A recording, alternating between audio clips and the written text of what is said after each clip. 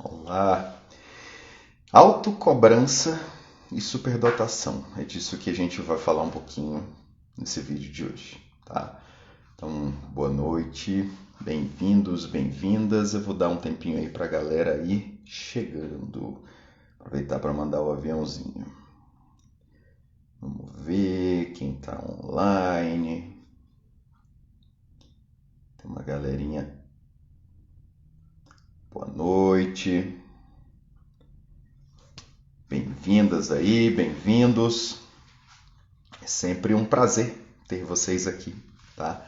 Plena sexta-feira de feriado, a gente tirar um tempinho para conversar, né? Para compartilhar e é óbvio, como sempre, a aprender. Então, é uma honra ter vocês aqui, tá, gente? Dá mais um tempinho para o pessoal ir chegando, enquanto isso eu vou ajustando aqui a posição da câmera. Espero que vocês estejam bem. Aqui, graças a Deus, as coisas vão se acalmando, se ajeitando. A gente vai conversar um pouquinho hoje. Olá, prazer ter você aqui, doutora Vanini. A gente vai conversar hoje um pouquinho sobre um tema que, infelizmente, é pouco falado, né? Na realidade, em várias das lives, a gente acaba trazendo aqui para vocês alguns assuntos que são vistos de maneira menos corriqueira dentro das altas habilidades. O foco da maioria dos profissionais, o foco da maioria das pessoas que vivem ou que trabalham altas habilidades acabam sendo a área cognitiva, a área de conhecimento, a área das habilidades em si, que a gente sabe que é importantíssimo, a gente sabe que é demasiadamente importante o seu desenvolvimento intelectual, seja ele na área da lógica, seja ele na área da linguagem, seja ele na área artística, mas muita gente não tem dado a devida importância das questões emocionais, das questões sociais, das questões que estão além da cognição, né? Que estão além dessas habilidades e principalmente desse produto que é apresentado para a sociedade. Então, a live de hoje, ou melhor, na live de hoje, a gente vai falar um pouquinho sobre a ideia da autocobrança. Um pouquinho da cobrança externa, que o ambiente põe, que a família põe, que a sociedade exige, mas principalmente de como esses fatores internos, de como toda a questão do autoconceito, de como essa questão do autoconhecimento influencia na autocobrança. A autocobrança que, quando ela é muito intensa, ela pode ser paralisadora. Ela pode trazer muito sofrimento, ela pode trazer muitos desajustes e esses desajustes alguns autores acabam chamando também de assincronias, né, ou de dissincronias, que acaba sendo a influência que áreas que a superdotação traz como desenvolvimento que tendem a não se desenvolver de maneira equitativa, de maneira equilibrada. Então as pessoas falam muito na dissincronia da inteligência com a emoção, mas a gente não vê os especialistas falando em como trabalhar essa emoção. Quando pequenininho ou pequenininha, a criança já manifestando uma grande inteligência acadêmica, as pessoas falam em, por exemplo, aceleração, que é uma das estratégias de adaptação curricular para crianças e adolescentes com comportamento de superdotação.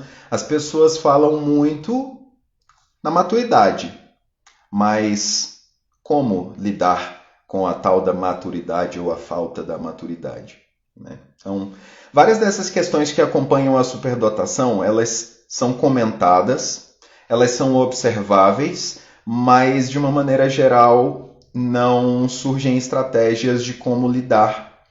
E muitas das vezes, apesar de serem percebidas, elas são menosprezadas, elas são minorizadas, elas são diminuídas quase que desconsideradas. Boa noite, boa noite. Bem-vindas aí, bem-vindos, gente.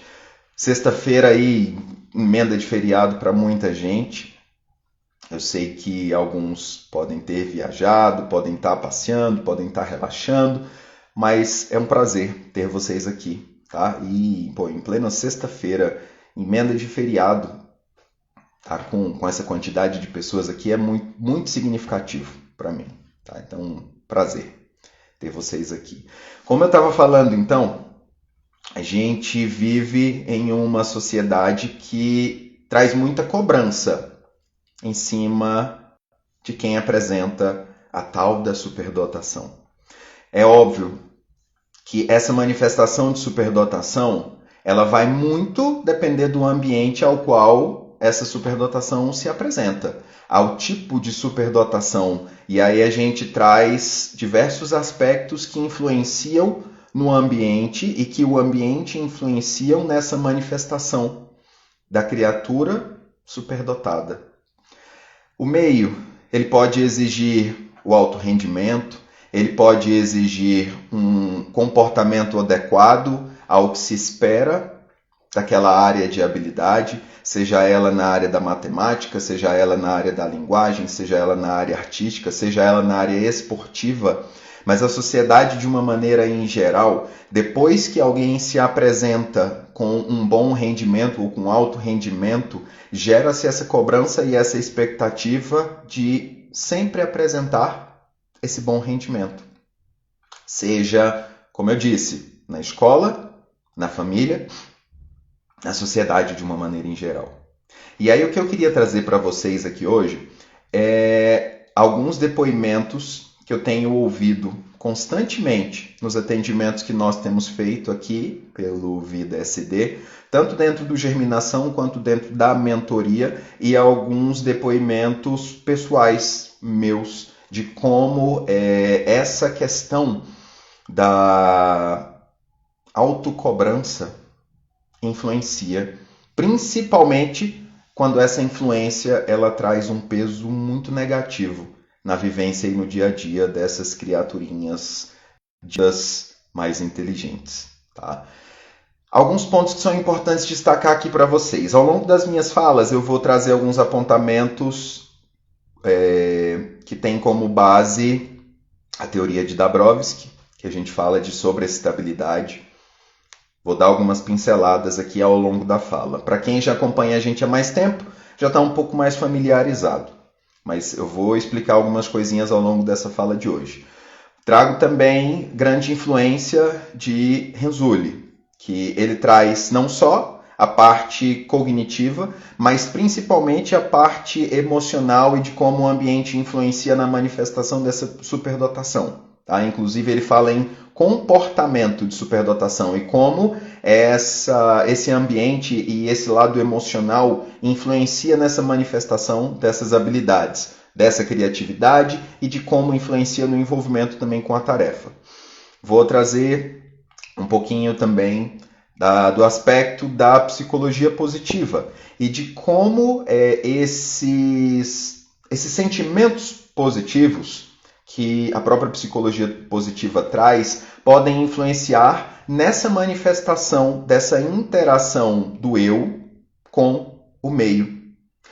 Óbvio, eu não posso deixar de falar também um pouquinho da teoria das inteligências múltiplas de Howard Gardner e principalmente em como a inteligência intrapessoal e interpessoal influenciam nessa vivência positiva ou negativa com o meio. Então a gente tem várias teorias, se eu fosse ficar detalhando aqui teriam mais, mas temos várias teorias que trazem não só a questão da inteligência, a questão da superdotação, mas essa questão da relação com o meio externo, mas também com o meio interno.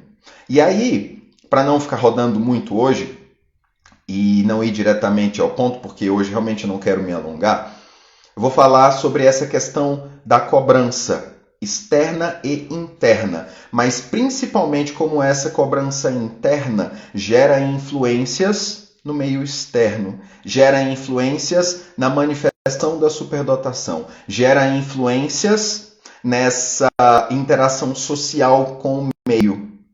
Sejam pelas manifestações de raiva, pelas manifestações de automutilação, pelas manifestações de, como é que eu posso dizer, de desajuste com o meio, tá?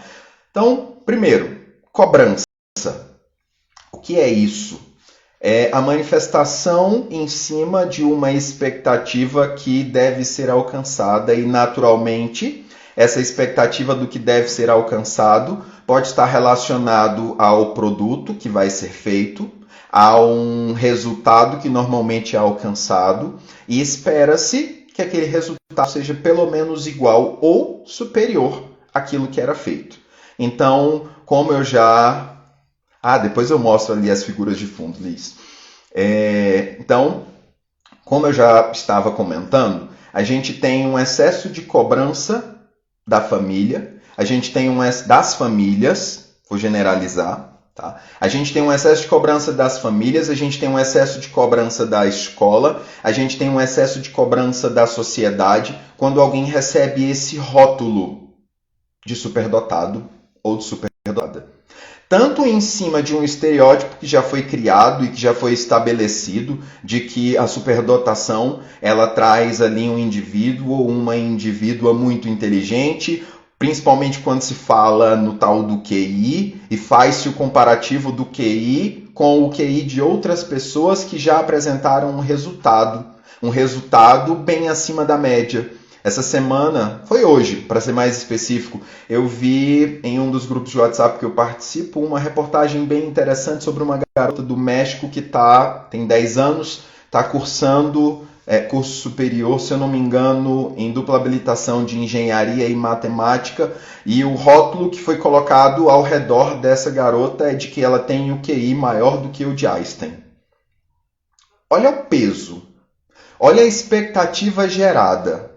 Olha toda a ideia de resultado que essa garota vai ter que alcançar por conta já de uma cobrança estabelecida em cima dos resultados de uma outra pessoa, que viveu em uma outra época, que viveu em uma outra sociedade, que sofreu outros estímulos, sejam eles positivos ou negativos. Mas tem uma série de fatores que influenciam, obviamente, a manifestação daquela superdotação, daquela inteligência, aquele produto que vai ser apresentado.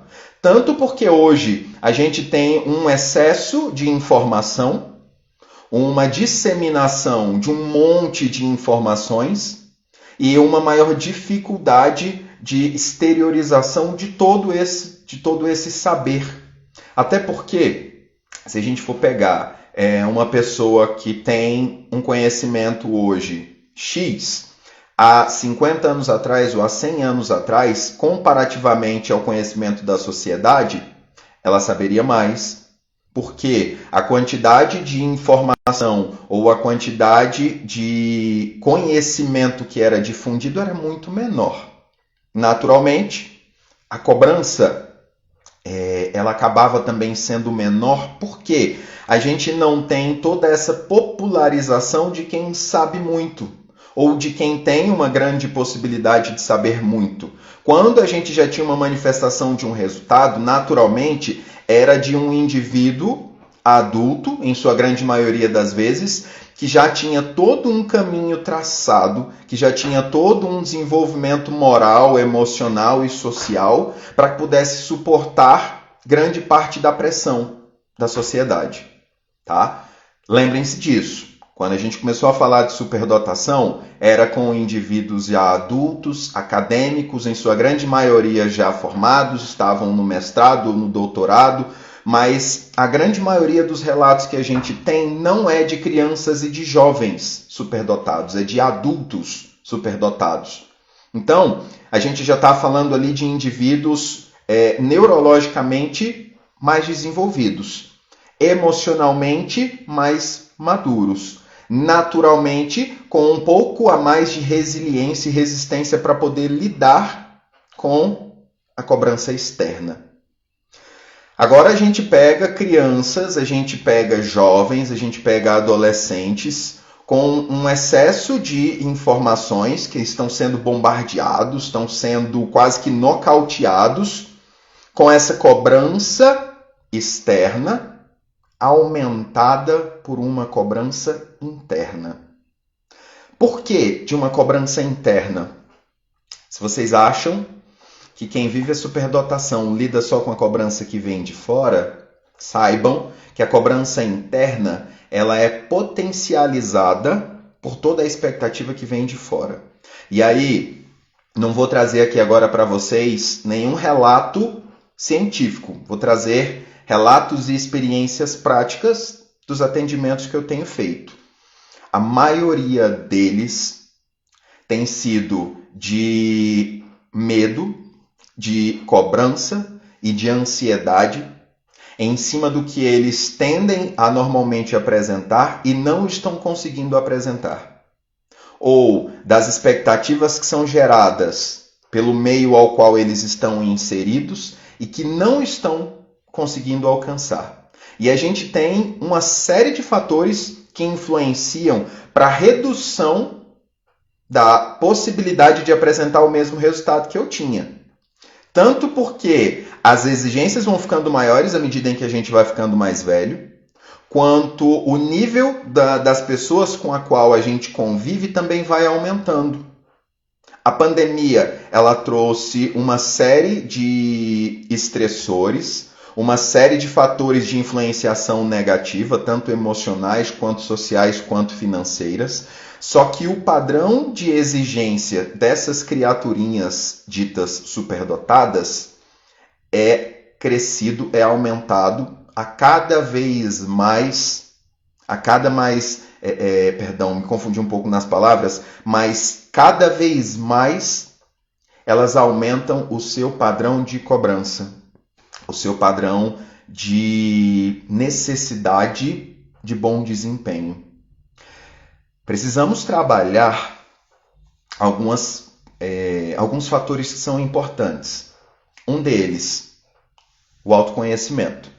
É importante eu saber quem eu sou, como eu funciono, quais são os meus limites, o que eu posso ultrapassar, o tanto que eu posso acelerar, os momentos que eu preciso desacelerar, como que todo esse meu arcabouço pessoal, seja ele de personalidade, seja ele de energia, seja ele de interesse, seja ele de possibilidades, mas como todas essas minhas características influenciam e sofrem influência do meio. E eu só consigo lidar com isso tudo se eu me conhecer. Então, precisamos estimular nessas criaturinhas o olhar para dentro.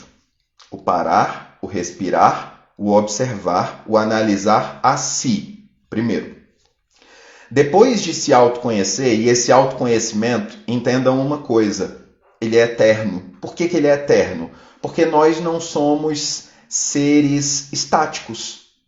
O autoconhecimento não é uma coisa que adquiri hoje e bastou. Por quê? O meu eu de hoje, ele sofre influências constantes do que eu estou vivendo, do que eu estou lendo, do que eu estou vendo, do que eu estou experienciando.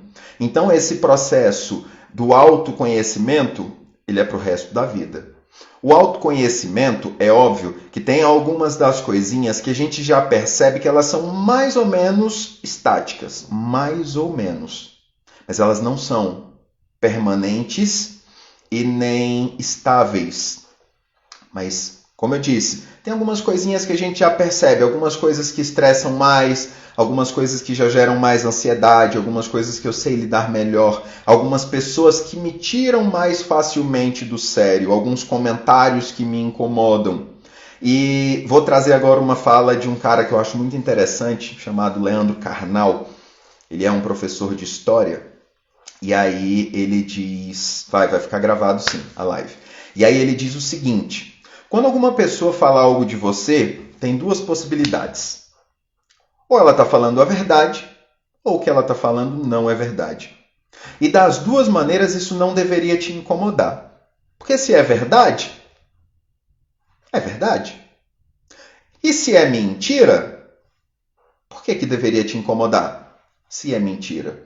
E aí ele traz exemplos simples, né? Como de repente você está andando pela rua ou dirigindo, né? Ele que é adulto e dirige, você está dirigindo e de repente você leva uma fechada no trânsito ou dá uma fechada no trânsito e a pessoa ofende a sua mãe, ou melhor, bota em xeque a honra da sua mãe com aquele termo bem ofensivo que as pessoas conhecem, né? Filho da... sei o que lá. E aí ele fala, ok, caso minha mãe fosse, foi escolha dela, por que eu deveria me incomodar com isso? Ou caso não fosse, por que isso deveria me gerar incômodo, se não o é? E a gente vive muito essa influência de palavras externas por essa falta de compreensão do nosso mundo interno. E esse mundo interno que vem muito pautado na nossa autoimagem. E aí vem então o segundo ponto importante dessa nossa fala de hoje. Falei para vocês sobre a importância então do autoconhecimento. Esse autoconhecimento que naturalmente sofre constantemente influência de fatores externos e internos, mas isso tudo vai ser pautado no nosso autoconceito. O que vem a ser então o autoconceito? É a imagem que eu formo de mim. Só que essa imagem que eu formo de mim, naturalmente, ela vem baseada do que o mundo apresenta para mim. Tanto do que falam, quanto do que demonstram, quanto do que eu percebo visualmente, emocionalmente ou comportamentalmente, acho que eu falei certo, do que as pessoas dizem a meu respeito. Só que eu preciso fazer o tempo inteiro essa autoanálise do que as pessoas apresentam de mim, com as informações que eu já tenho de mim, com as minhas possibilidades, potencialidades, habilidades e expectativas. Para que nem eu me frustre demais por idealizar algo que eu não dou conta, ou que eu me force de menos. E que talvez, mesmo tendo condição de alcançar aquele resultado, eu não me empenhe a ponto de alcançá-lo, porque o meu autoconceito está enfraquecido, não está real. Eu acho que eu não sou capaz de alcançar aquilo ali. Uma coisa que é muito comum dentro da superdotação é a alta expectativa em cima de um resultado. E aí uma das coisinhas que eu já percebi ao longo desses anos de atendimento, tanto de adolescentes quanto de adultos com comportamento de superdotação, a nossa capacidade de imaginar o resultado é maravilhosa. Seja de um desenho, seja de uma imagem, seja de um produto, seja de um trabalho final. A nossa capacidade de imaginar o resultado é grande. Só que a gente sabe que o processo para concretizá-lo, ou outras pessoas que fazem parte do processo de concretizá-lo, ou o tempo que leva para poder concretizá-lo vai gerando frustração. Percebem isso?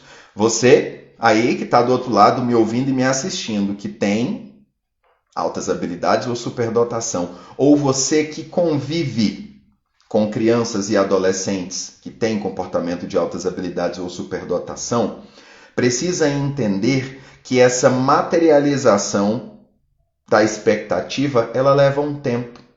E que muitas das vezes as nossas habilidades, elas ainda não alcançaram o patamar necessário para conseguir concretizar com todos os detalhes ou a riqueza de detalhes com que a gente visualiza e idealiza. Então, a nossa cobrança ela é sempre muito maior do que a nossa capacidade. E por que eu estou falando sempre? Porque o cérebro do superdotado ou da superdotada, ele está num nível de estimulação muito maior, seja em velocidade, em intensidade, em conexões, do que o padrão. Por isso ele é chamado de um cérebro neuroatípico. E essa expectativa que é gerada em cima de um resultado, ela vem sendo formada ao longo de vários meses ou anos, seja em aplausos do que a gente já recebeu de resultados alcançados, seja baseado em cima da nossa expectativa. em cima de outras coisas que nós já realizamos. Só que, como eu tenho falado e vou continuar falando, o resultado, ele não depende de um único fator, ele depende de vários. E esses vários fatores podem ser meus, único e exclusivamente, mas eles podem também ser fatores externos. Só que na hora da gente fazer esse senso de cobrança, de autocobrança, as pessoas que têm comportamento de superdotação, elas tendem a puxar muito a responsabilidade para si. E essa cobrança interna e puxar a responsabilidade para si, baseada em cima dos outros resultados já alcançados, faz com que muitas das vezes a gente desconsidere os outros fatores de influenciação que vão fazer com que o resultado não seja tão bom quanto, e na hora de cobrar ou na hora de pagar a conta, a gente coloca essa conta muito nas nossas costas. É óbvio que aqui a gente tem algumas outras criaturinhas, principalmente ainda crianças, pré-adolescentes e ainda adolescentes, que estão vivendo uma fase de terceirização de culpa muito intensa. Né? A culpa é do mundo, a culpa é dos outros, porque ainda não passaram pelo processo também de autoconhecimento e autopercepção, de autorresponsabilidade até, de quais são os meus fatores de influência em todo esse meio social ao qual a criança, o pré-adolescente ou adolescente interage.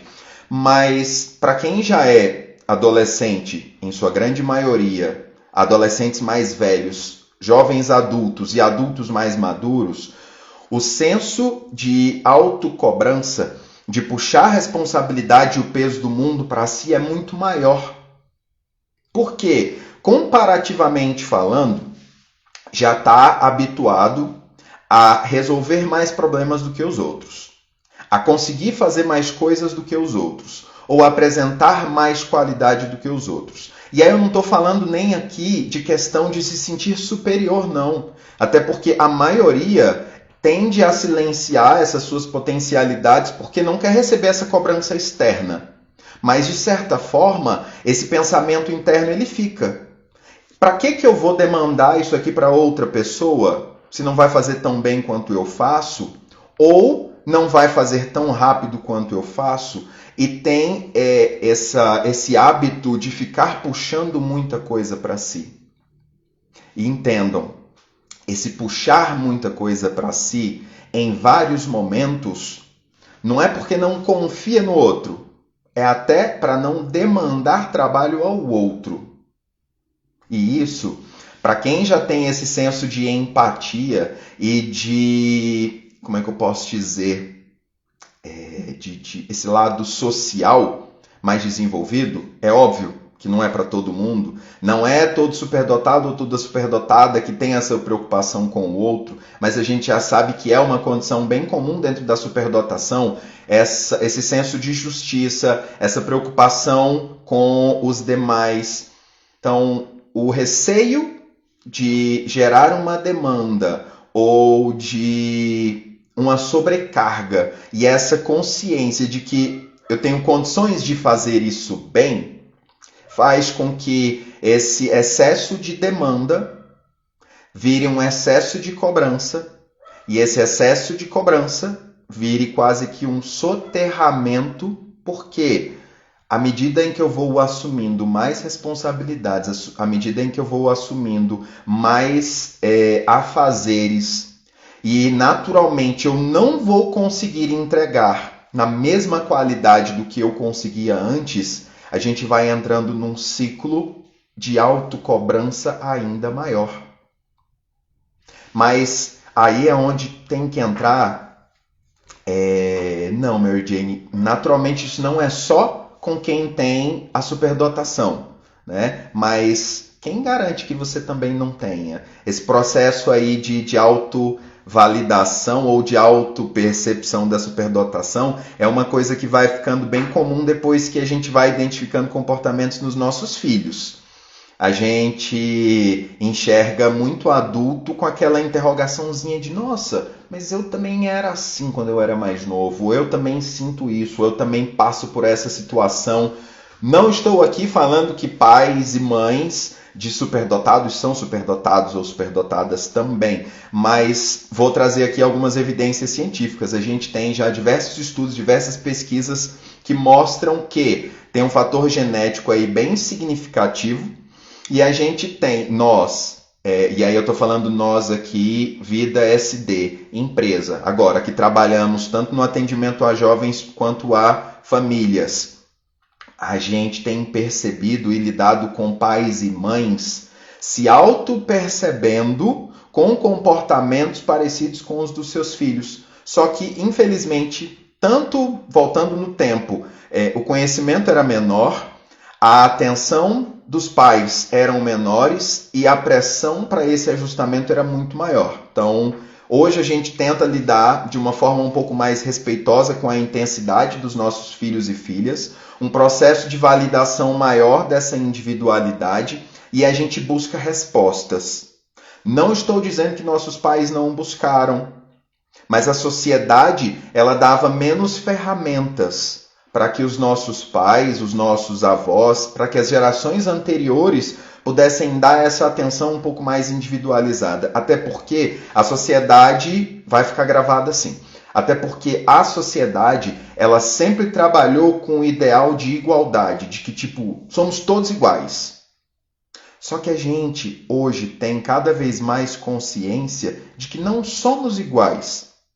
Merecemos, sim, direitos iguais, respeito igual, mas cada um dentro das suas particularidades merece e deve também ter o atendimento dentro das suas particularidades e das suas individualidades.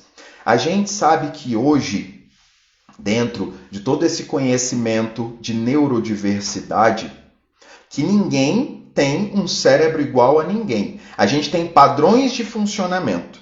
Esses padrões de funcionamento, sejam eles de desenvolvimento, sejam eles de socialização, são padrões, mas não são regras. Quando a gente pega esse universo neuroatípico, então, seja o TEA, seja o TDAH, seja as altas habilidades, seja deficiência intelectual, a gente tem divergências ou diferenças cada vez mais significativas. É como se fugisse ainda mais do padrão ali, da curva, tá? Então precisamos cada vez mais validar essas individualidades, todo esse padrão de particularidades. Falando um pouco mais sobre essa questão então da autocobrança, para não fugir muito do tema de hoje. Eu já falei para vocês sobre a importância do autoconhecimento, falei para vocês sobre a importância do autoconceito, falei para vocês da cobrança que vem de fora e da cobrança muito maior que vem de dentro. Aí é onde é importante a gente destacar não só o desenvolvimento das questões intelectuais, das inteligências lógico-matemáticas, das inteligências linguísticas, das inteligências musicais, mas aí é onde precisamos focar na inteligência emocional, ou, como Gardner traz para a gente, na inteligência intrapessoal e interpessoal. Que se a gente for pegar dentro da psicologia positiva, a gente chamaria aí de inteligência emocional. Precisamos ter a compreensão de que essas áreas do cérebro, cognitivas, não cognitivas, de que essa área biológica, de que essa área social, de que essa área mental, ela trabalha de maneira interligada.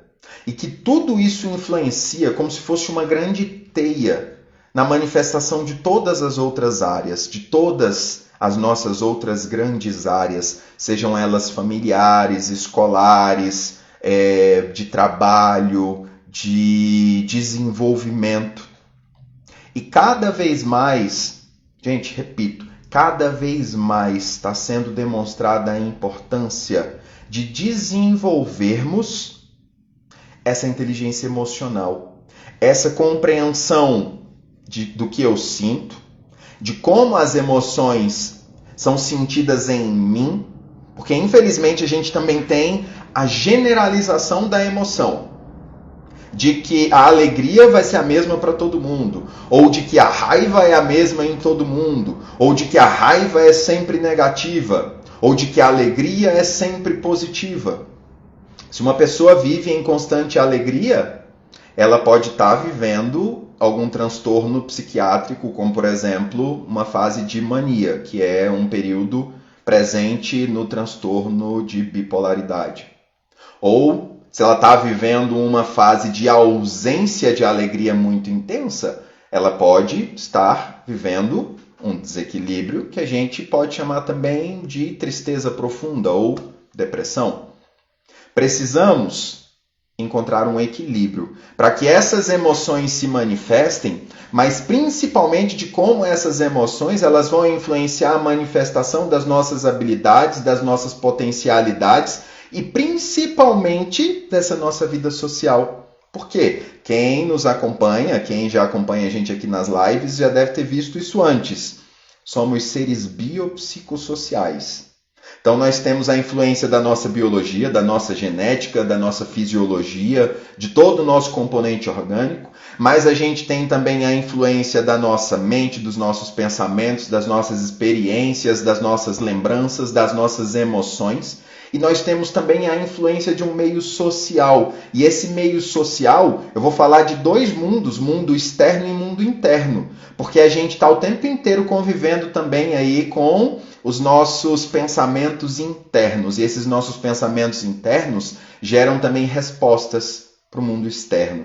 Então, como a gente interage em relação à religião, em relação à política, em relação aos nossos colegas de trabalho ou de escola, em relação à nossa família, em relação aos dramas da sociedade, guerras, fomes, medo, angústias, tudo isso influencia em quem nós somos. Quando a gente pega, então, dentro desse universo chamado superdotação, e aí a gente pode até chamar de multiverso, né? Porque eu acho que um universo é pouco para poder exemplificar e trazer com tanta clareza ou grandeza tudo que a gente vive dentro da superdotação, mas todo esse arcabouço influencia nas nossas expectativas em relação aos nossos resultados. Influencia com relação ao que eu imagino que a sociedade espera de mim. Influencia no que eu acho que meu pai ou minha mãe espera de mim. No que a minha esposa, no que o meu marido, no que os meus filhos. No que a sociedade acadêmica espera de um superdotado ou de uma superdotada. Esse processo de autocobrança, ele pode e deve ser trabalhado. E aí eu volto num ponto que eu também trago constantemente aqui. O quanto a terapia ela é significativa, o quanto ela é necessária e eu diria até que obrigatória para nós que temos comportamento de superdotação. Por quê? Essas mudanças de intensidade, ela é tão marcante, às vezes, essa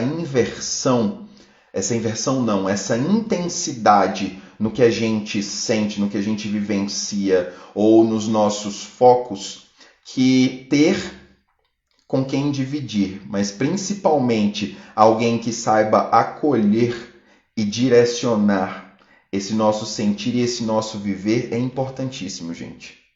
Só que, de novo, não adianta ser qualquer psicólogo, qualquer psicóloga, qualquer terapeuta, seja ele holístico ou naturalista. Tem que ser alguém que tenha conhecimento de superdotação. Tem que ser alguém que entenda essas intensidades que a superdotação traz no cérebro de uma pessoa com comportamento de superdotação. Tem que ser uma pessoa que tenha a afetividade de acolher sem julgar. Por quê? O superdotado ou a superdotada já recebeu um rótulo. um rótulo que traz expectativas, uma expectativa que traz cobranças, uma cobrança que amplifica a autocobrança. Se eu não tiver, então, alguém com uma escuta ativa, acolhedora e sem julgamento, fica mais difícil ainda de lidar com todo esse processo que é amplificado dentro da superdotação. A superdotação em si, ela já traz uma intensidade, né? E aí, como eu já falei em alguns outros momentos e falei um pouquinho hoje, Dabrowski fala bem sobre isso. Essa intensidade no sentir, no pensar, no imaginar, no buscar, no interagir, no receber e no exteriorizar. Ele fala em sobreexcitabilidades, que é como o cérebro é muito mais intenso nesse público, nesse meio. E que talvez a maioria das pessoas nunca vá ter a compreensão real de como eles sentem, de como eles pensam, de como eles buscam, de como elas sofrem. Mas a gente pode, pelo menos, acolher. Podemos falar, ok, não sei o que você está sentindo, mas eu estou aqui. Será que esse seu padrão de exigência pode ser alcançado? Como que a gente pode alcançar? Como que a gente pode desenvolver? Quanto tempo a gente pode trabalhar em cima dessa expectativa desse resultado alcançado? Porque um grande ponto que acontece dentro desse processo de autocobrança, de autossufocamento, como eu já comentei, em cima dessa alta expectativa que vai ser gerada, seja pelo pensamento, que é muito claro e muito nítido, ou que é muito imaginativo, mas que as habilidades físicas ou o tempo ou os outros fatores não permitem que aquele resultado seja alcançado. Como que eu posso trabalhar, então, essa alta expectativa para eu poder diminuir um pouco e, quem sabe, a frustração ser um pouco menor? O que eu posso delegar e tolerar dos fatores que não dependem de mim ou que eu posso receber a ajuda de outras pessoas ou de outros artifícios para que eu não fique tão sobrecarregado, para que eu consiga analisar também dentro do que realmente me importa e que eu preciso dar o meu melhor para que eu possa alcançar o meu melhor dentro daquilo ali. É importante a gente ter também esse processo de autogestão. Eu tenho 10 coisas para fazer. Dentro dessas 10 coisas que eu tenho para fazer, eu sei que eu só vou conseguir fazer muito bem 2. Quais são as 2, então, que eu vou focar para fazer muito bem? Para que eu possa também colher os frutos dessas 2 coisas que eu fiz muito bem feitas, para que aquilo ali me gere uma satisfação para eu poder lidar com a frustração de não conseguir fazer as outras 8. Por quê? Como eu já tenho compartilhado com vocês, às vezes essa ideia de que somos polvo e de que a gente tem 8 braços e de que a gente vai dar conta de fazer muita coisa, ela vai se tornando cada vez mais uma realidade frustrante. Porque existem coisas que eu vou precisar de 3 ou 4 tentáculos para fazer. Então eu vou ter que abrir mão de 3 ou 4 coisas para poder focar em uma delas. E essa necessidade de perceber quais são as coisas que eu posso abrir mão, elas são importantes também. O que eu vou dizer não para que o meu sim tenha mais razão? E que o resultado alcançado seja mais realista dentro das minhas expectativas. E um ponto final que eu queria trazer para vocês. Precisamos ter essa compreensão do que eu posso alcançar, do que eu devo alcançar, mas principalmente parar para curtir o prazer do que eu alcancei ou do que eu fiz. Uma característica muito comum da autocobrança é a gente estar numa necessidade tão intensa de fazer aquilo ali, que quando o resultado é alcançado, a meta é cumprida, a gente está caçando outra coisa para fazer. E não curte o resultado do que foi feito. Parar, desacelerar e curtir, nem que seja um pouquinho do que foi feito, do resultado alcançado, é necessário para poder equilibrar aí o mecanismo também de autorrecompensa. O nosso cérebro tem uma série de fatores neuroquímicos de autogestão, no qual eu preciso também dar tempo para sentir, dar tempo para curtir, porque senão eu gero um mecanismo de viciação do fazer e não curtir. E aí o seu cérebro, precisando desse prazer também do curtir, ele acaba buscando mecanismos e estratégias fúteis, superficiais ou rápidas de satisfação. E aí vem o jogo eletrônico, vem o chocolate, vem o álcool, vem o sexo para quem é adulto, naturalmente, não estou falando aqui agora para crianças, mas vem os mecanismos de satisfação imediatistas, porque o seu cérebro precisa também dessas ilhas de prazer.